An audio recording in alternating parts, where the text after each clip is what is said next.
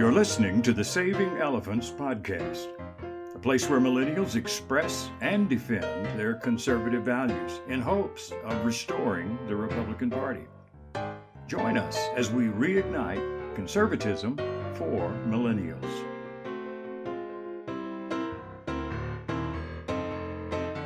Part of the mission of Saving Elephants, indeed one might say part of the mission of all of the conservative movement, is an act of rescue, an attempt to restore, or in some cases, introduce thinkers and ideas and movements to new generations who are hearing them for the first time, or to recultivate those thinkers and ideas and institutions to current generations who are in danger of losing their memory. One such individual, Richard Weaver, has moved further and further into obscurity over recent decades. He is being talked about a bit more in that he was cited in Laura Field's book, Furious Minds, in a not-so-favorable light. Now, Weaver's not here to defend himself since he died many years ago, but in this episode I had back on the podcast Michael Lucchese, friend of the podcast who has enlightened us in the past on many other historical conservative thinkers, and his recent essay in the Law and Liberty Fund, Turning the Clock Back, focuses on the life and work of Richard Weaver, who he was and why his ideas are so important, and, dare I say, consequential, if you'll pardon the pun. Michael Lucchese is the founder and CEO of Pipe Creek Consulting, a communication firm based in Washington, D.C., and the associate editor of Law and Liberty. He was also former aide to U.S. Senator Ben Sasse. And he has a resume much longer than that, but I'll put the details in the show notes so we can get right into the conversation. I give you then my conversation about Richard Weaver with Michael Lucchese. You're listening to the Saving Elephants Show. Michael, it's good to have you back again. When we last spoke, you were on a Saving Elephants live stream panel and made the mistake of mentioning your fondness for Richard Weaver, because at that time I was reading through not Ideas Have Consequences, but his lesser-known Visions of Order book.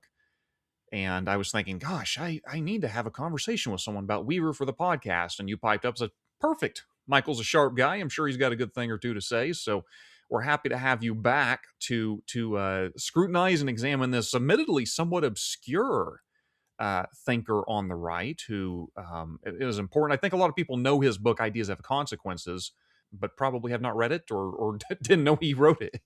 Yeah, well, the funny thing about that book, thanks for having me on, by the way, is he didn't even choose the title for it. He hated the title. Chose it. Yeah, he despised it. But it's really the only thing about Richard Weaver a lot of conservatives seem to remember these days. So I find it a little bit frustrating the way sometimes people have a superficial interpretation of Richard Weaver.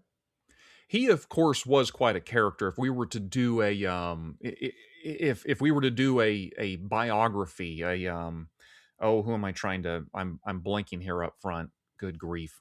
Who wrote the Buckley biography we both read? Sam Tannenhouse. Thank you. Good grief. I was going to say Bradley Berzer. I was like, that's not right.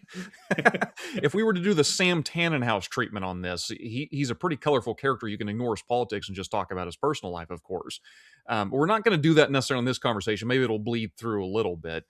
To me, I kind of got the impression he makes Russell Kirk look like a modern.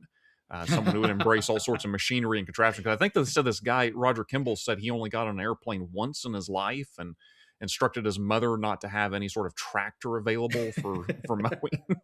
An abomination of things. He plowed his farm with a horse, Good Lord. famously. And this guy, just so the listener knows, lived in the 1940s and 50s. This is well when tractors were doing quite well at this point. But he had Roger Kimball in the introduction to the revised version of Ideas Have Consequences writes of Weaver that he was not so much anti-liberal as anti-modern. And there's a lot of ways we could go there, but I want to start there to kind of unpackage. I think it's probably a fair assessment to say, I don't know if anti, that may be too strong a word, but certainly seemed to position himself as being sort of a siren's call, the warnings of the dangers of modernism. Is that a fair statement? If so, how would you, let's say, briefly describe Weaver's views of modernity and its dangers? Yeah, so obviously the sort of proximate cause of this conversation is an essay I have out in Law and Liberty on Richard Weaver, the title of which is Turning the Clock Back.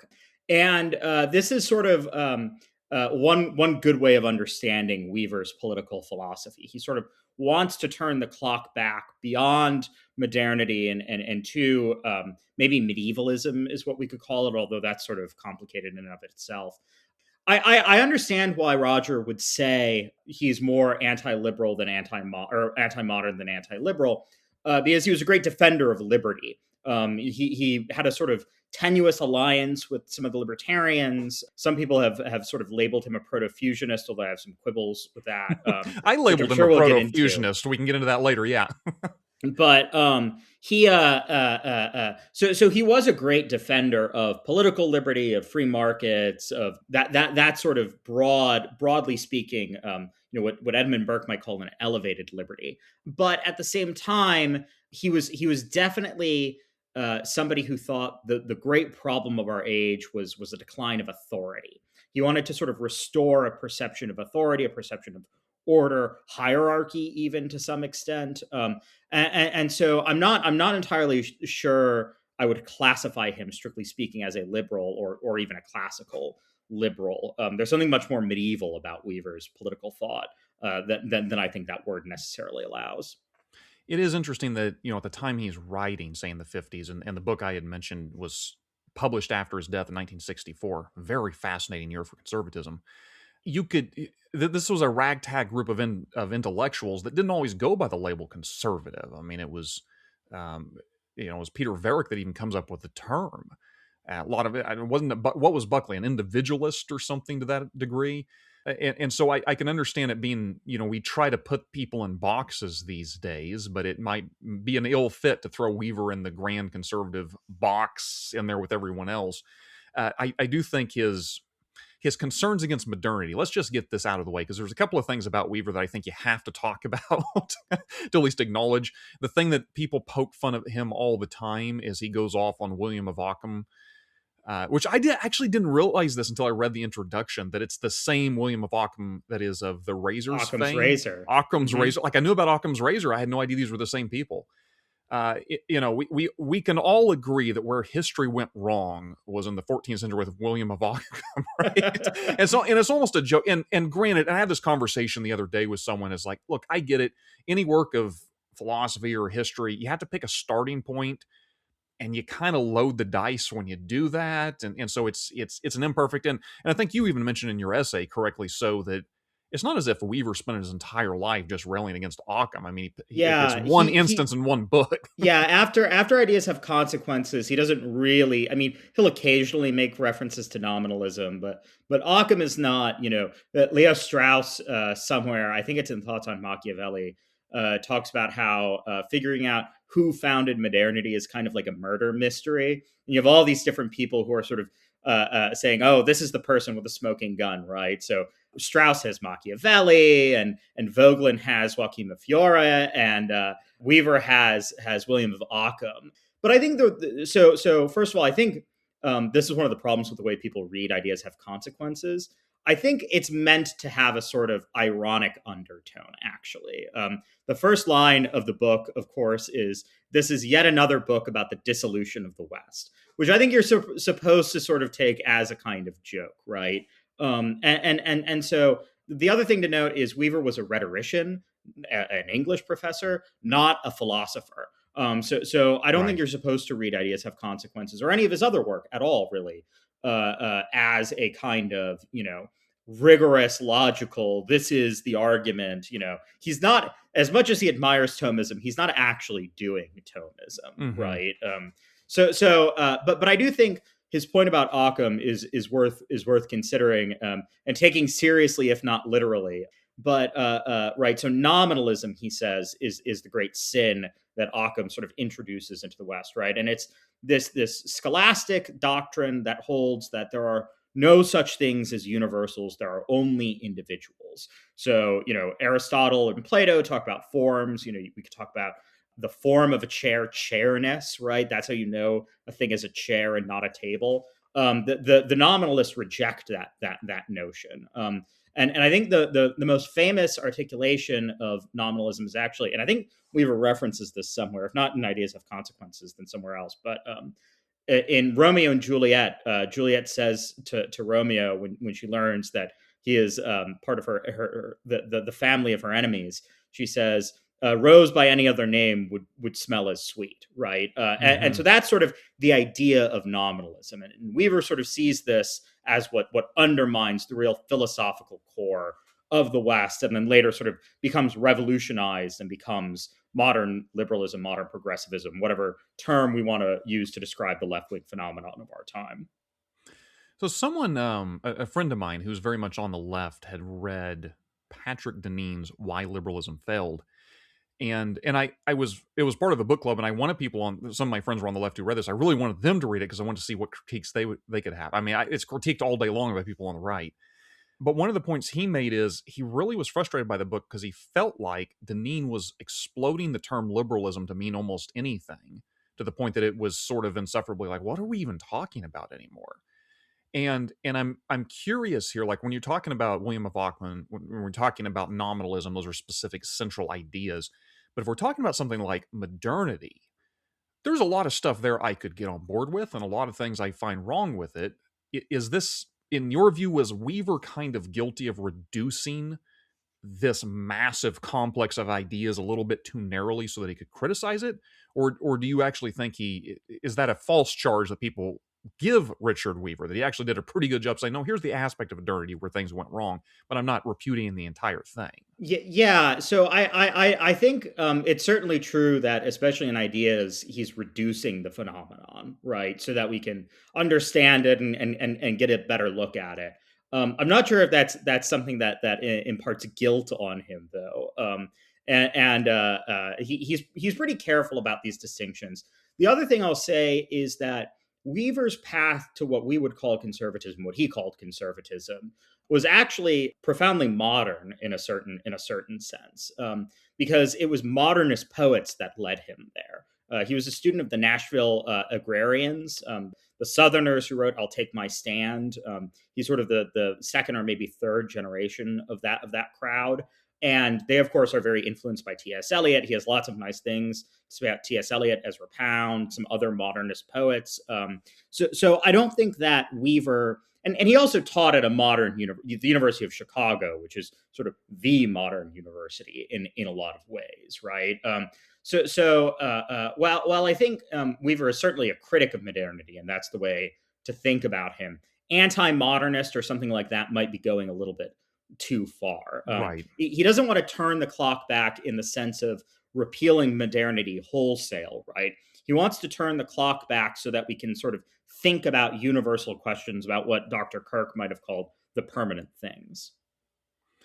Yeah, and that's actually why I wanted to get your take on Kimball. And granted, regardless of what I think about Roger Kimball, which is an entire other topic, he's been on a bit of a journey in the Trump era, let's say. The guy could turn a phrase, and I kind of took it more of poetic license, not so much he was trying to make this hard sell case that this guy's absolute anti-modernity. But it is, that's why I wanted you to unpackage it, because I think someone could wrongly walk away from Weaver reading just a little snip and say, aha, and in this guy we have a complete repudiation of all things modern. To be sure. And so the essay I wrote, Turning the Clock Back, it's about Liberty Fund publishes an edition of Weaver's collected shorter writings called In Defense of Tradition. And I think actually this is how he sort of exerted his influence in the conservative movement, was in his shorter writings. He reviewed a lot of books for National Review. He sort of shaped the taste of conservatives, if that makes sense. And I think you get a very different picture of sort of who the bad guys are and what his ideals, sort of the goals of conservatism for him are, looking at those shorter writings that were more influential in his own life. Now, I love Ideas Have Consequences. I think it's a really fun book. I think everybody should read it. But it is sort of, it is reductive. Let's be honest. Sure. You made this comment earlier. Now, this is not. I'm just going to read a quote or two, both from your essay and then also from some of Weaver's works. For Weaver, the defense of tradition must always be married to the defense of liberty. One cannot be understood without the other, and both must be rooted in the pursuit of truth. This was you, of course. Also from your essay, for Weaver, then, the disintegration of traditional morality leads to the collapse of liberty and vice versa. I don't recall actually if this is from your essay or not, but it's a longer quote by Weaver himself. It says, I maintain that the conservative in his proper character and role is a defender of liberty. He is such because he takes his stand on the real order of things and because he has a very modest estimate of a man's ability to change that order through the coercive power of the state. He is prepared to tolerate diversity of life and opinion because he knows that not all things are of his making and that it is right within reason to follow the law of his own being. Now, I get that in the essay you're using these appropriate quotes here to try to dispel the myth that he's a let's say proto-authoritarian, proto-radical, some of the new rights direction that he sort of is responsible for this. And I'm not at all trying to make a complex case here because I know fusionism, Frank Meyer's fusionism is a very complex thing. But when I read just those little bit of quotes there, I think, here's a proto-fusionist. Is that a fair charge? In what way would he have differed, say, from Myers? Yeah, so he and Meyer knew each other well. Meyer was his primary editor at National Review. Meyer is a big admirer of Weaver's and cites him positively throughout his work. Weaver, it may have been a little unrequited, though. Weaver was a little bit suspicious of Meyer, especially his more ideologizing tendencies. He reviewed Weaver's book, In Defense of Freedom, which I think is the Liberty Fund volume, I think, is he reviewed playing Meyer's right book now. In Defense of Freedom, right? Yeah, for National Review. And he objected to a lot of things in that book. Ultimately, he was sort of ambivalently like, yeah, this is fine. And if this is what people believe, that's fine. But famously, Meyer criticizes Robert Nisbet and Russell Kirk in that book. He describes them as new conservatives. And Weaver objected to that. And he says, basically, if my choice is between Meyer on the one hand and Nisbet and Kirk on the other, I'm definitely on the Nisbet-Kirk side. So what I think makes him a little different from the fusionists is fusionists say that there are different ways of formulating this, right? But Sure. they say that freedom and virtue, or liberty and order, or freedom and tradition, that these things are in a productive tension, right? That we want to preserve both of these things, but we think that they're sort of at odds with each other in a meaningful way. I think for Weaver, when I say Weaver's a traditionalist, what I mean is for him, he sees freedom as a consequence of order. It sort of emerges out of order. And I think this is a very medieval idea. It's a very classical idea. Freedom as a kind of belonging is important throughout Weaver's work. And so I think that he doesn't see these things as intention. He sees them as going together, one with each other. And in fact, I think he would Kirk in his book Roots of American Order says, quote Simone Weil, who says, order is the first need of all. And I think Weaver would affirm that entirely. And so when I write that for him the disintegration of traditional morality leads to the death of freedom, what I mean is that he takes order and sort of human nature even as sort of givens from which then we build societies, right? And when we lose sight of those givens, we will not have well-ordered societies. We will not have free societies, and everything sort of becomes arbitrary. And arbitrariness is inherently tyrannical, right? So there's a kind of political reason in all of this, right? I think somebody like Michael Oakeshott might accuse him of being a rationalist, but I think that this is the important thing for Weaver that distinguishes him, and he was very friendly with the libertarians. He spoke up often in defense of free markets. He sort of tried to, when Kirk and Nisbet sort of go off at the libertarians, he tried to smooth the feathers a little bit, But ultimately, I don't think that he's rightly understood as a libertarian or even as a fusionist, because for him, freedom is a kind of belonging, not a sort of, and I think he would sort of say, seeing order and freedom in being in tension with each other, that's kind of a nominalist take, that's a nominalist approach to the question of freedom, where freedom becomes this sort of amorphous thing rather than a concrete good. Interesting. Okay. Yeah, and it's and fusionism, of course, is again complex concept. You can take it a lot of different directions.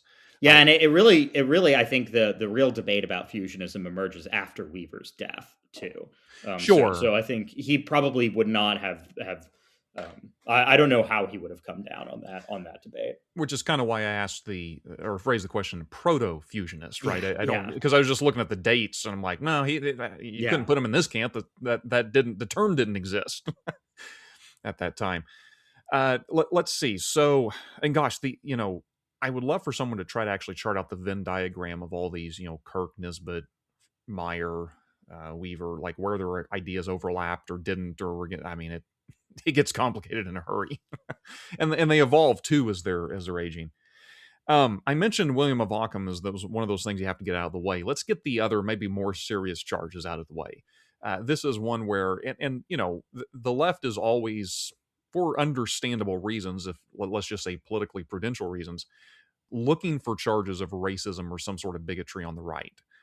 Weaver makes it easier than some people on the right to do so. I mean, he's part of the Southern agrarians. He has some Southern sympathies that, even in his book, some of his text doesn't age well, including the bizarre racially tinged diatribe against jazz music. Now, if you look at it just from the lens of anti-modernity, again, I know it wasn't anti-modernity, but concerns of modernity. Okay, I get it. It doesn't necessarily have to be racial, but gosh, he was a man of his time, I think, as you write in the essay. And there's a bit I wanted to camp out here. You and I had a brief back and forth, and I genuinely wonder, Michael, because I think my project, Saving Elephants, and I'm by trade, I'm an auditor. I critique things in order to preserve them. That's my natural instinct. And so when I run into something like this, my first instinct is, okay, let's embrace it. Let's dig into where was he wrong? What things ought we to be critiquing? Whereas if I understand correctly, you got the feedback from some others saying, why are we even opening this can of worms? So, like, it's just making us vulnerable to attack that's needless or something like that. There's a series of questions here. I'll let you respond to that, and maybe we can kind of go through some specific things. But what are your overarching views, say, if someone comes at you with, Weaver is just a racist? Yeah, so you're right. Weaver doesn't make it easy to defend him from a sort of modern, enlightened perspective. The sort of most infamous thing is he wrote a column for National Review in the early 1960s, maybe the late 1950s. I don't remember the exact date. Titled something like "Desegregation is Communization." And so he was an opponent of desegregation. There's no two ways about it. That being said, he's not exactly a George Wallace type or a segregation today, segregation tomorrow, segregation forever kind of guy. He's very aware, in a way. In the essay, I sort of say Eugene Genovese took up some of this. He's sort of very aware of the faults of the South, even as he's defending the South as a place. So it's complicated, right? And I don't think we should run away from it. I think we should look at it head on, and I think we should be able to say, well, he was kind of wrong about some of these big racial questions, right? I actually the piece that makes me saddest in the Liberty Fund collection is an essay at the very end. I think it's the last essay in the collection about Robert Penn Warren, who was a friend of Weaver's from back in the day at his Nashville at Vanderbilt days. And Warren famously is sort of the Southern agrarian. He contributes to "I'll Take My Stand." He's very much all gung ho about the whole Southern agrarian thing. And then he, for a sort of journalistic project, he goes around the South and he interviews civil rights leaders who are participating in nonviolent resistance to Jim Crow laws. And he's so stunned by their bravery, by their courage, by just the straightforward moral rightness of their cause, that he sort of does a 180. And it broke off friendships with some of his agrarian friends. And Weaver wrote a review of his book about this experience for National Review. That's not entirely negative, but it's clearly sort of like there's a sense of betrayal behind it, right? Right. And it's unfortunate. I wish Weaver thought differently. I wish Weaver had lived. I mean, he died not that old. I wish he had lived longer. And like William F. Buckley, he had maybe seen some of the errors of his ways. But I think it's just sort of a necessary consequence of this. Now, I do think there are some saving graces here. So earlier I mentioned, of course, he was sort of a friendly critic of the South in certain ways. I don't think that even in that pro-segregation essay. It's not really a pro-segregation essay. It's a sort of anti-centralizing authority essay. So I think that again, he's really not a race baiter or something like that. That's not the major focus of his work. And second, he actually was for being a defender of the South and an admirer even of the lost cause openly.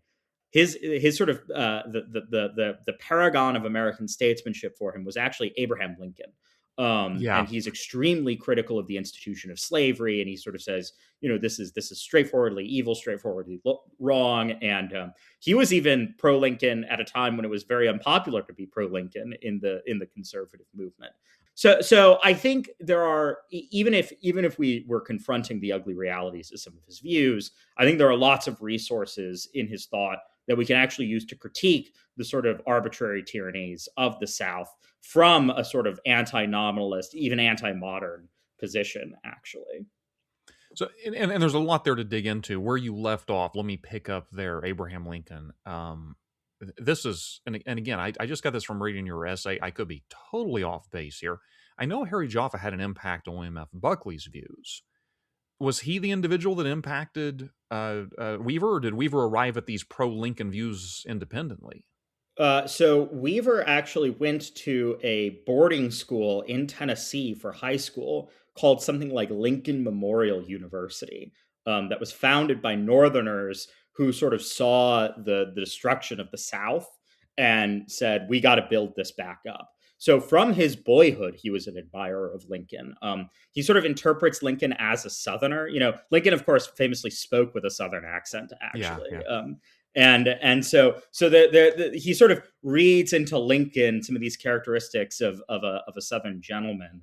And I find this very, very fascinating. And I think it sort of shows the ways in which, actually the image of Lincoln can bind together the wounds of the nation in a lot of ways. He's extremely, I mean, even as he admires certain Southerners who fought for the Confederacy, he's not Weaver, is not a supporter of secession at all. He doesn't really offer a constitutional defense of it. He's throughout his entire career, from the 1930s when he's hanging out with the Southern agrarians to the 1960s when he's hanging out with Young Americans for Freedom, he's always sort of proposing Lincoln is the guy, because Lincoln understands exactly this point about freedom as a consequence of order. The war against the Southern Rebellion is a war against disorder in a meaningful way.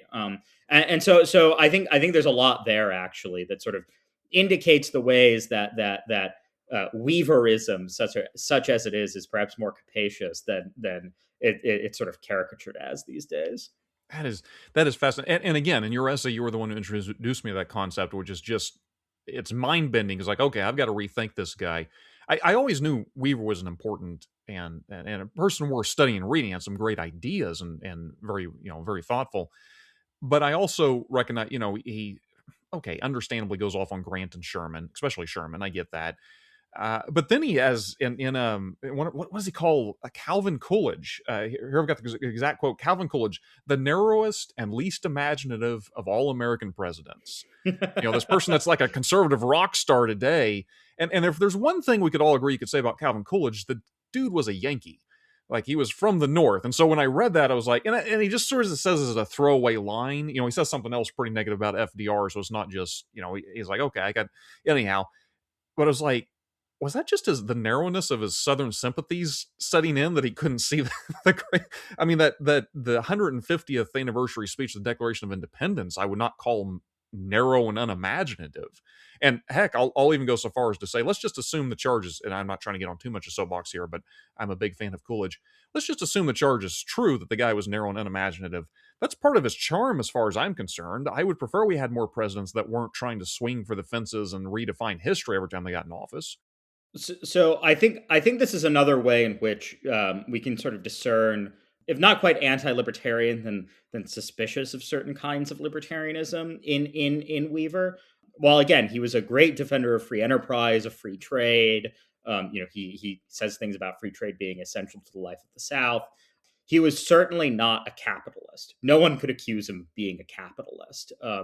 And I find this fascinating in Weaver. Somewhere in Ideas Have Consequences, he remarks that Plato built all the cathedrals in England and Aristotle built all the manor houses. So he has this sort of Aristotelian economics that defies definition. And I love this. I think it's great. I think it's, regardless of Calvin Coolidge, who I've never really thought all that deeply about. I do think that he is sort of, Weaver, I mean, is sort of looking beyond the kind of economizing conservatism and to something more imbibed with the high old virtues. It's chivalry that matters to him, not thrift or economy. Yeah, I guess I'm maybe it's a, as a conservative, I agree with that statement. When it comes to who I want to be president, I just want him to be a really boring libertarian, right? It's like, I don't need higher ideas in the White House. I just need some dude that's just leaving us alone. But anyhow, oh that it were. So let me focus then on the Southern sympathy part, the lost causes. I mean, he Weaver himself, admittedly, was a fan of lost causes, and what greater lost cause than this? What more lost cause than the American South, right? What would you say to the basic charge? Because I don't think it's, or let me put it this way. It would be uncharitable, obviously, to say, look, all Weaver was interested in restoration of the South was not only a blindness to racism, but an actual veneration of it, an actual trying to uphold it. If we strip away Jim Crow, if we strip away slavery, if we strip away racism, what is it about the South Weaver was trying to defend as sort of a model that ought to be enduring and maybe instruct the rest of the United States? Yeah, so Weaver in Ideas Have Consequences refers to the South as the last anti-materialist civilization. And what he meant by that was modernity in all of its forms, whether we're talking about liberal capitalism or sort of revolutionary communism. What this does is it rejects man as a spiritual creature and sort of reduces him to just mass society, individuals, sort of free floating atoms in the universe without any sort of sense of order or hierarchy, no concrete definition of the good. And so Weaver says the South is resisting this in a meaningful way. His dissertation, The Southern Tradition at Bay, which I think was recently republished by Regnery some time ago, is all about how after the Civil War, it's focused exclusively after the Civil War, the South sort of rethinks itself, dives into, okay, what does chivalry mean? And he is never, it's never a sort of uncomplicated endorsement, right? He recognizes the ways that actually slavery produced became a kind of materialist force, and it became all about wealth and not honor and duty and things like that, right? But there's this great essay, he wrote it in 1944. It's in Liberty Fund publishes another collection of his writings called The Southern Essays of Richard Weaver, which include a fascinating essay titled Lee the Philosopher. But oh boy. this particular essay is I can't remember the title, but he wrote it in 1944. It's something like Why the South Fights. And he says, all right, we're at war with Germany. This is like, we gotta deal with this. He was a big fan of Winston Churchill, actually. I think some people have interpreted some of his later statements to be sort of resolutely anti-war and anti-World War II, but I think that's a misinterpretation. If we have time, maybe we can dive into that. But in this essay, he basically is like, look, like, the people who are going to defeat Adolf Hitler are like Southern farm boys. And that's awesome. And he's like, this is great, and this is like exactly why America needs the South, because the South reminds us that there is something worth fighting for, right? I think this is a kind of Burkean insight, right? Burke says in the passage about Little Platoons that it's the things nearest to us, the particulars that we fall in love with, that then raise us up to a general love of mankind. And that's very much Weaver's sort of modus operandi, right? He's always looking for the universal inside the particular. And for him, that's the South, right? For me, it's the Midwest. For Russell Kirk, it was the Midwest. I think for a Yankee, it could be New England, right?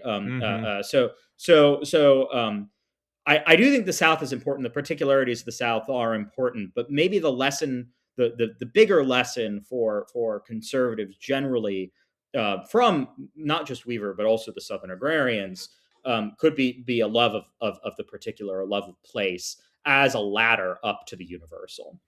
And love of place, of course, is something that is echoed in lots of conservative thinkers that don't just root that in, say, the American South, but in all. Heck, you see it in Roger Scruton, who was not writing about the American South to the best of my knowledge. Well, he did, of course. Scruton did, of course, live in the South. Oh, that's right. Well, maybe he was. So I don't know. Maybe, but a lot of conservative thinkers talk about this, the recovery of place or sense of place. I'm kind of curious now. Trying to think how to formulate this question, and hopefully this makes sense. Weaver is writing like in the 1940s and 50s, and of course his book published in 1964 after his death.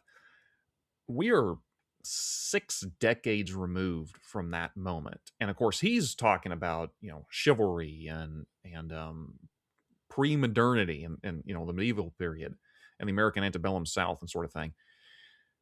Are there elements of the South, like if Weaver were alive today, are there elements of the American South that still have echoes of the sort of thing he wanted to recover, or was this all just a historical understanding of what the South once represented? Yeah, that's a great question. Obviously, with the New South and the rise of the Sun Belt and all the rest of this, things have changed in the South considerably. I think he'd be very critical of a lot of those kinds of changes. My godson lives in Atlanta. I go down there to visit them, and I have to think that Weaver would have hated modern Atlanta, right? I think so. First of all, he loved the rule, right? And insofar as that still exists, I think he would see that as a sort of source for recovery. He himself, he did not live on a farm full time. He lived in Chicago for most of his active period as a writer, but he would spend summer vacations at his family farm in rural North Carolina. Weaverville is the name of the town, although he was himself born in Asheville. So just coincidental.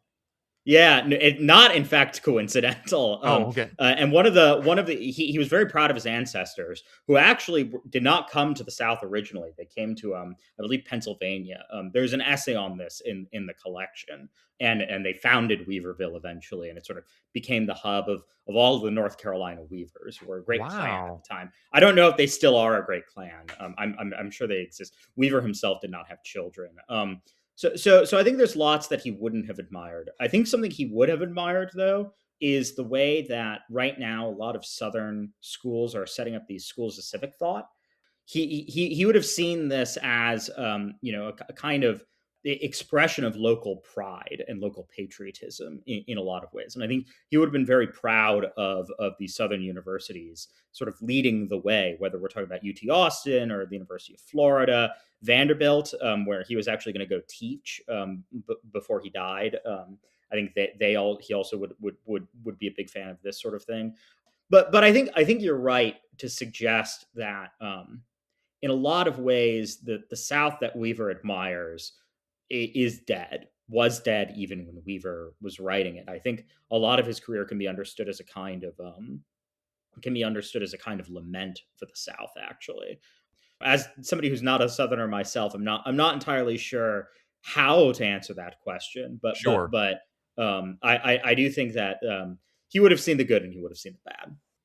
I do want to talk about Weaver and education, but I want to hang out on this topic a little further, not to beat a dead horse, but there's so many questions I could ask about Southern agrarians and stuff like that. But I want to get to Laura Field, her book Furious Minds, as I mentioned in the green room. I've not read the book. I don't want to do it injustice by misquoting or something.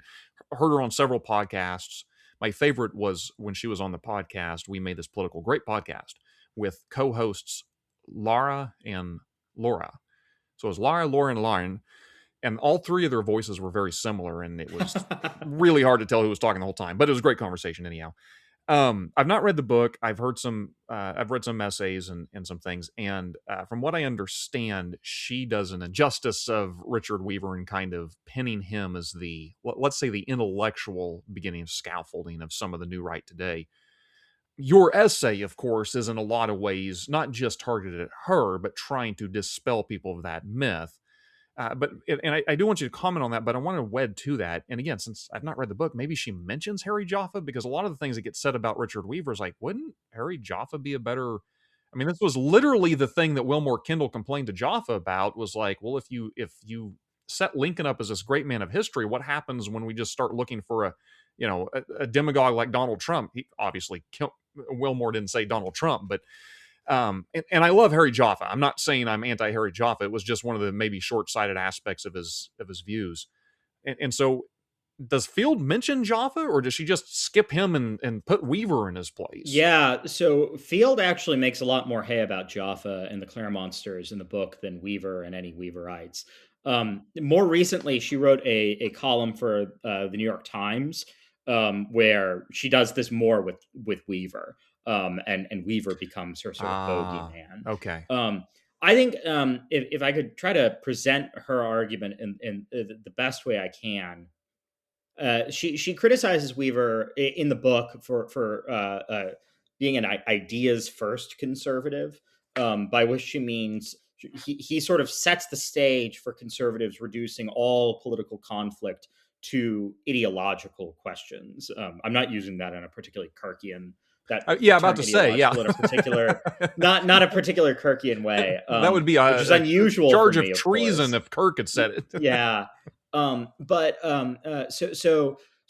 I think Field, one of her concerns is that she thinks that politics as a matter of justice has to concern itself with material questions, especially with questions related to equality, and that therefore an ideas first conservatism, whether it's from Harry Jaffa or Richard Weaver or whoever, I think that she would say this is sort of neglecting the real substance of politics, and therefore is little more than a sort of moral fig leaf for oppression.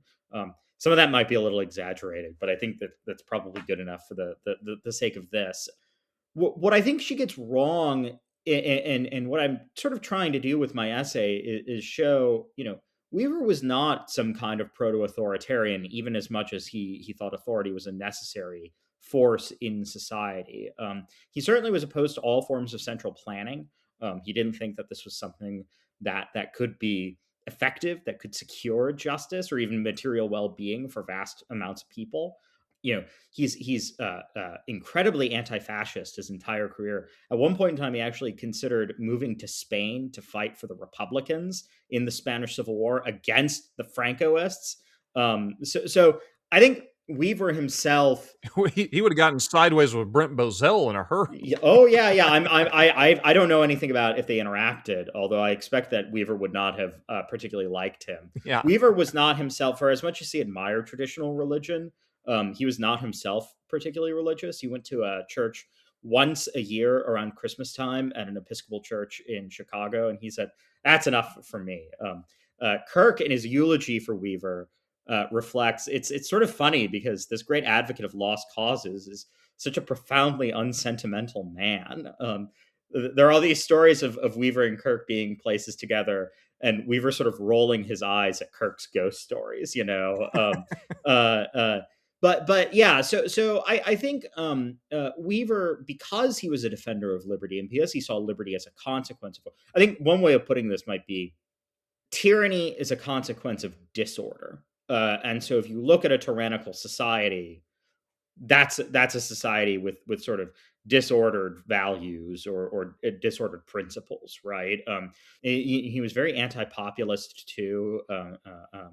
He was not a fan of the sort of the kind of Southern politician that has become a sort of MAGA Republican, So I think that it does a disservice to Weaver to dismiss him as sort of being ideas first for the sake of providing a moral fig leaf to some kind of oppression or inequality or something like that. I think that's not really taking him very seriously. Now, where I think the critique is a little bit fair is the kind of caricature of Weaver, the Weaver that is just the title ideas have consequences, right? I do think that that is kind of what Patrick Deneen is guilty of in some ways in Why Liberalism Failed. Although I don't, to my knowledge, he doesn't explicitly cite Weaver. I might be wrong about that. Don't hold me to it if he does. It's been a while since I've revisited that book. But I do think that the sort of declension narrative can be put to bad uses, which is incidentally why I think Weaver doesn't really engage with it that much beyond that one book, which is a kind of rhetorical exercise in the aftermath of World War II, the dominance of the New Deal democracy, to sort of, assert something a little bit different. So maybe Weaver was a little bit too good a rhetorician, actually. Interesting. So, are you aware of any thinkers on the new right who, I don't want to say just quote Weaver, but would look to him as, I think, for instance, like the nationalist, popular national conservatives, uh, it it bothers me to no end that it's the Edmund Burke Foundation, I think, that was kind of originally that. Although, granted, Woodrow Wilson was a big fan of Burke, so I guess there's room for lots of people to like the dude that don't share my politics. Mm-hmm. But are there people who I know obviously the Claremontsters would be, and I say that term lovingly because they've adopted that term. I have friends that are Claremontsters, would obviously look to Harry Joffe in some very positive lights. Are there people that are part of the new right that, like, is this something that Laura Field is sort of positing as the guy opened the door for this unaware, or is she actually saying, no, there are a lot of people that have these ideas I disagree with, and maybe Weaver didn't mean it, but they look to Weaver as if he was kind of their intellectual godfather? Yeah, so Weaver, unlike somebody like Leo Strauss or Harry Jaffa or some of the Hayek, some of these other figures, he did not leave behind a school of devoted followers or anything like that. That wasn't really, so. He didn't have graduate students. He did not. He just taught undergrads. He was not really his style. He's sort of similar to Eric Voegelin in that regard. So I can't really point to a school of Weaverites or something like that. And I also don't really think that he's all that popular with the new right. I think the anti-materialism is actually one reason why that would be. I think that a lot of the new right today is actually embracing a kind of materialist politics. There's a lot of praise for the New Deal actually, and Weaver would give New Dealers no quarter. um, uh, uh, uh, Occasionally you'll get the sort of neo-Confederate bottom feeders who are part of the new right quoting Weaver in sort of Yeah, superficial ways. But I but don't take them very serious. no, and I don't think they ought to be taken seriously. But yeah, so I don't think I don't think that Weaver is all that popular. What I can say is I think in Weaver's own time, he was extraordinarily influential because he showed young conservatives how to argue for conservatism. There's actually an essay titled something like that: "How to Argue for Conservatism," "How to Argue the Conservative Position," something like that. You may have talked about this on other episodes before, but in 1962, 63, Young Americans for Freedom had a rally at Madison Square Garden that attracted over 18,000 attendees. It was this great big thing. And they brought in anti-communist fighters from around the world and gave them awards. Barry Goldwater gave a big speech that was pretty pivotal. That sort of propelled he was already prominent, but it sort of propelled him to further national prominence. John Wayne was there, Yeah. and they gave out awards to people who have done great services to the conservative cause at that point. And Weaver got one of their biggest awards, and he stood up and he gave. It's just a 4-paragraph long speech. In the collection, they gave it the title "On Liberty." I think it's one of the most beautiful things he wrote. At Law and Liberty, we certainly sort of view it as a kind of mission statement. Actually, he says, "Never has it been more important for the genuine friends of liberty," which is a quotation from Lord Acton. Never before has it been more important for the genuine friends of liberty to write and publish and defend that which makes life worth living. And that's sort of how Weaver became a great teacher, right? maybe it wasn't as a seminar leader, maybe it wasn't as somebody who has a series of academic children sort of following in his wake or something like that. And he certainly doesn't give us, one long, drawn out, coherent political philosophy or something like that. He wasn't an ideologizer. He wasn't a man of systems. But what he was a brilliant rhetorician, somebody who really understood how language worked, because he saw, precisely because of his rejection of nominalism. Actually, he saw language as being important because it signified real, true, universal things. And so for him, that's sort of the whole point. And so he sort of inspired a rhetoric of truth. And I think this is actually one of the other reasons why he's maybe not so popular with the new right these days, right? Because you know they deal in these sophistries, they deal in this sort of economic calculation, they deal in the worser angels of our nature, as it were. Hmm. Whereas I think for Weaver, political life at its highest, at its best, Western civilization is about striving for virtue. It's about striving after truth. It's about philosophy in that true Socratic sense. And so I think he would have very little patience actually with the new right, and perhaps this is why the new right has very little patience for him. You mentioned Eric Vogelin, who I think it would be fair to say Weaver was a big admirer of Vogelin. He was, yeah. In his lesser known book I'd mentioned before, Visions of Order, he has an entire essay about the what does he call it, the Gnostics of education or something to that effect. And I wouldn't say plagiarism, because he straight up credits Vogelin's ideas of like, I'm essentially patterning these ideas. Vogelin is of course the one who introduced us to the concept that first and second century Gnosticism had reemerged in modernity, or certainly in progressive thought in certain ways.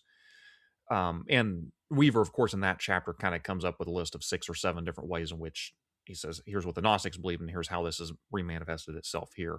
Now, I think he was being, he wasn't trying to be too coy or too clever by half. He wasn't saying this is necessarily a religious movement in the same sense of like a heresy within the Christian church, but rather, let's call it, there's nothing new under the sun, and humans, just about every idea has been out there at some point. Some ideas, for whatever reason, are stickier than others, and this seems to be something humans are tempted toward. I'm building up to the question, but in this same chapter, I find it interesting because he kind of like to the best of my knowledge, I think the name he mentions either the most or maybe the only one, of course, is John Dewey, which is, if you're going to talk about progressive education, progressive thought, Dewey, of course, is a pretty good guy to pin that on. And what I find both sad and hilarious in this chapter is he kind of approaches it almost apologetically or lamentably about like, we're going to talk about this, but this school appears to be on its way out. I don't think it's going to have much more of an impact in American education, but we might as well talk about it because it's important that we understand this is in fact what people believed. And I dare say that John Dewey still has a pretty darn good imprint in the American education system today, above and beyond maybe the classical version that Weaver would have preferred. I'm doing a lot of throat clearing here to kind of kick it over to you to say, assuming I've got my facts straight there, how would you define or summarize rather Weaver's view of the progressive Gnostic school of education, and what did he offer as an alternative? Yeah, so I think you're right. Dewey actually sort of emerges in some ways in defensive tradition as a greater antagonist than William of Ockham.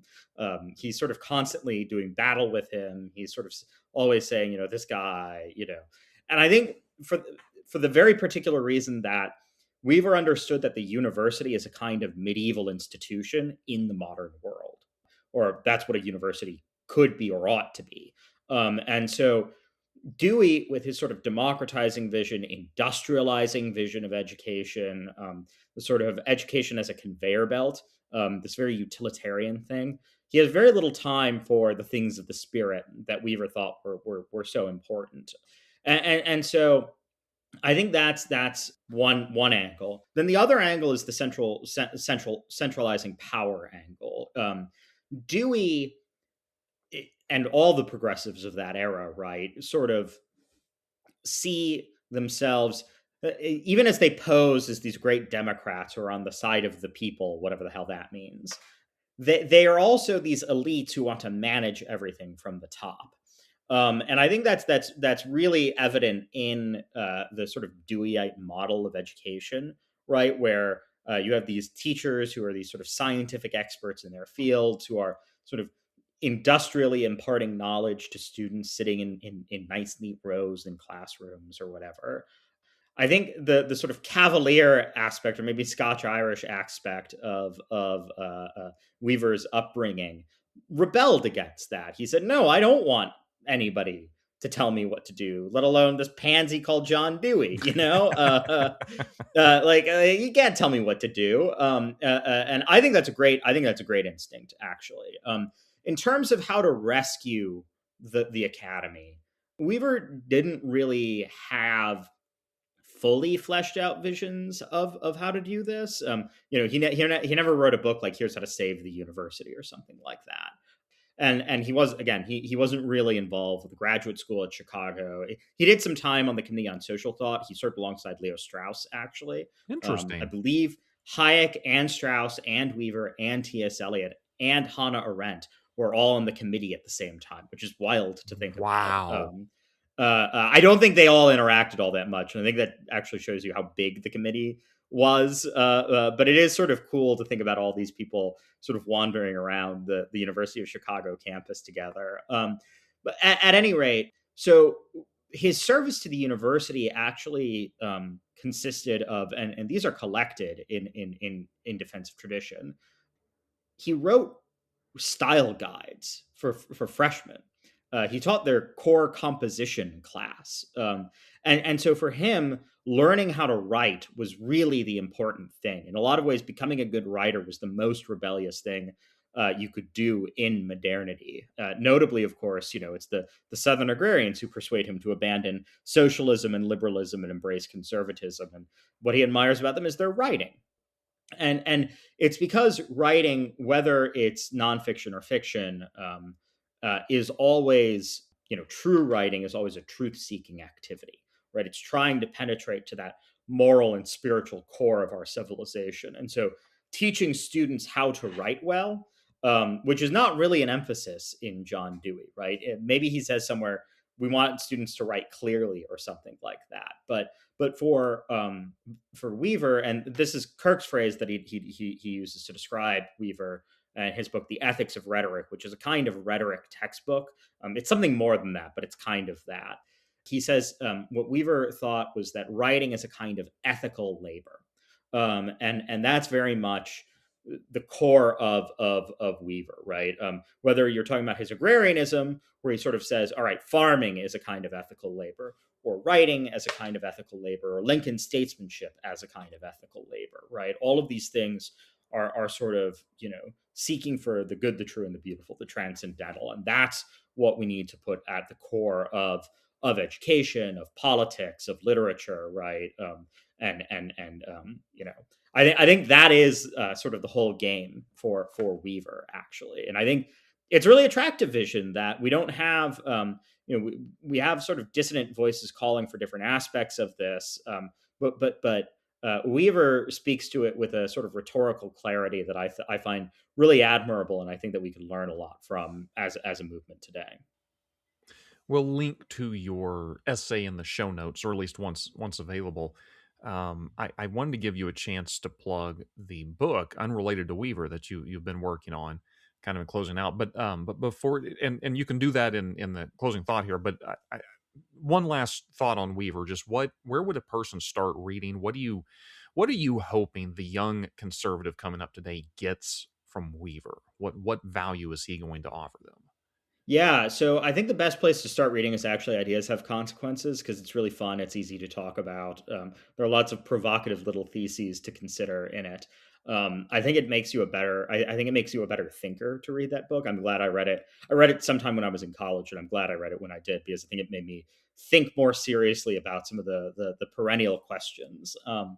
That's a good place to start. I think In Defense of Tradition is also a really good collection to have. There's a lot of different essays from throughout his entire life. So if you're sort of interested in his critique of modern science, there are a number of essays about that. If you're interested in his writing on the South, there's a bunch of essays collected about that. If you're interested in politics, if you're interested in literature, if you're interested in just reading everything he wrote for National Review, it's all there. So I think those are the 2 volumes that I think if there is going to be a sort of an essential conservative library or something like that, I think those are the 2 best places to start.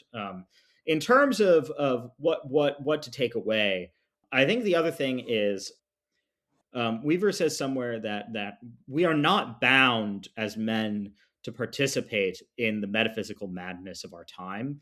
In fact, we have a duty to resist it. And that's very much Weaver's conception of freedom. He's not the kind of guy who thinks that, the declension narrative is inevitable or something like that, which also I think makes him sort of distinct from Patrick Deneen and some of the post-liberal thinkers of today. Weaver thinks that every man is free to live according to the order of the universe in his own life, in his own time.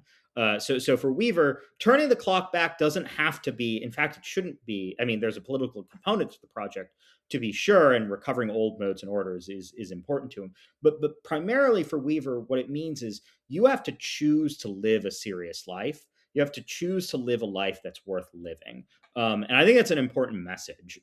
It's not about blaming other people. Even as Weaver admires lost causes, he's not ever, blaming the victors, right? It's not a sort of reverse Whig history or something like that.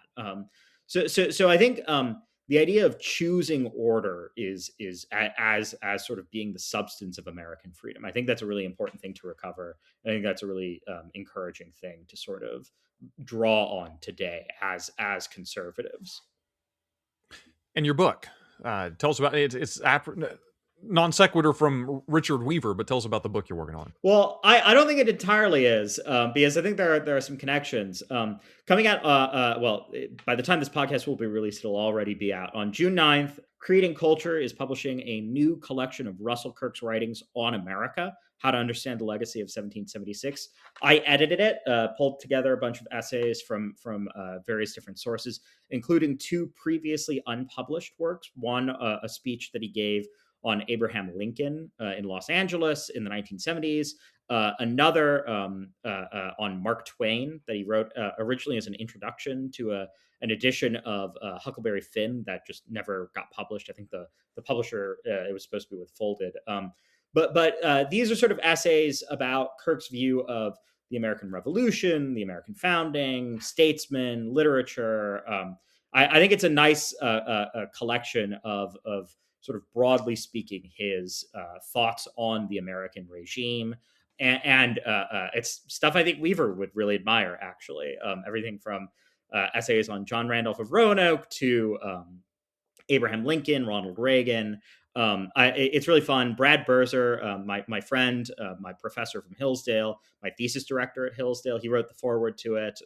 It's gotten blurred by a number of people: Vice President Pence, Larry Arnn, Yuval Levin, Matt Continetti.